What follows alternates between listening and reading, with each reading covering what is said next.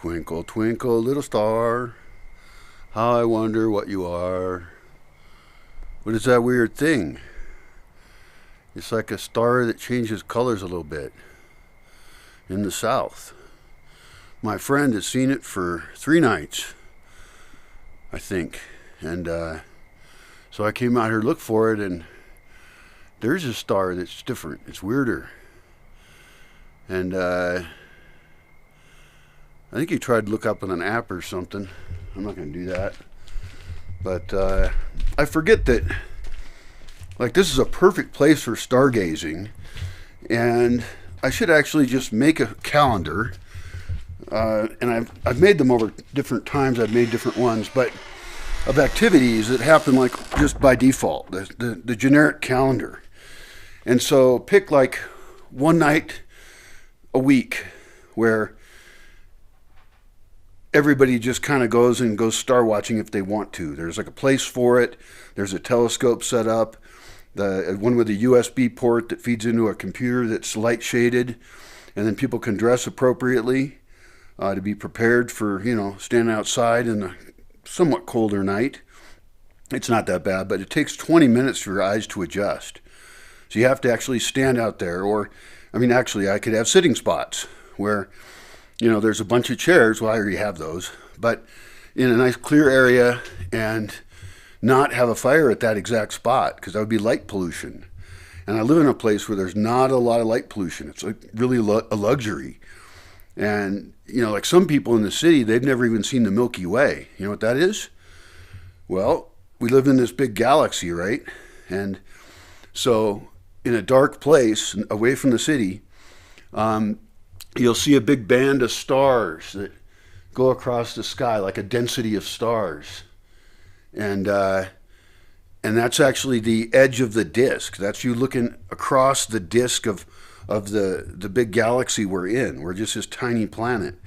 And, is that really useful to like go stargazing? Well, yeah, kind of.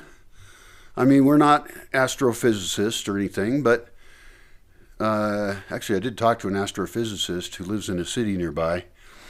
He's from India, but he's working for a university there. And anyway, the cool thing about it is that you can actually do astronomy for fun, and it does give you a sense of how small you are and how big the universe is. And I think it just is a perspective change that might be useful. So I think it's worth it right there. Even with binoculars, you can look at the moon and you're like, whoa, it's really the moon. And whoa, it's made of cheese and stuff. And if you're up there, you could eat all this cheese. It'd be really great. And if with a good telescope, they have really nice telescopes now.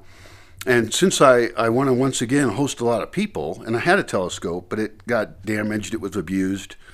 And that's really sad when toys get abused like that. So I'd have to take care of the telescope. It can only get checked out by an approved person.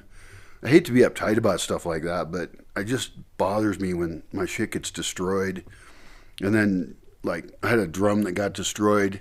No one even told me about it or what happened, and I didn't even bother asking, because what's the point? Somebody fucked with it the wrong way, and they ruined the drum. Hand drum, djembe or whatever. And anyway, so I would want to get a really nice telescope. That could actually be a sponsor, because we could also have different people who are coming through post, their stargazing. We could take photos and their stargazing onto their social media profiles and hashtag the brand or whatever. And they have some telescopes that you can set up correctly, and then you can actually punch in what you want to find, and you'll just go zzz, and it will find that thing in the sky. And if you did hook it up to a computer, then you could actually take pictures of what people see. And I'm thinking, like, a ridiculously, unreasonably nice one. Like, find a good telescope maker and then get their very best one. And I think we only need one, really.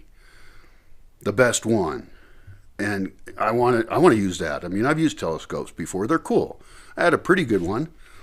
And you can see some cool stuff, but like, why not get a really good one? That sounds really fun. And yeah, we could do that like once, twice a week, or I guess it depends on the time of the month too, because new moon is better. So it's actually, in that case, we would schedule it for nights of the week around the new moon. Maybe a few nights every new moon, something like that. I don't know. For making a calendar, there's all kinds of things to put on there: solstices, equinoxes, holidays of every kind from every culture. You know, to have coordinated behaviors, that'd be really cool. Sounds fun. Let's go stargazing.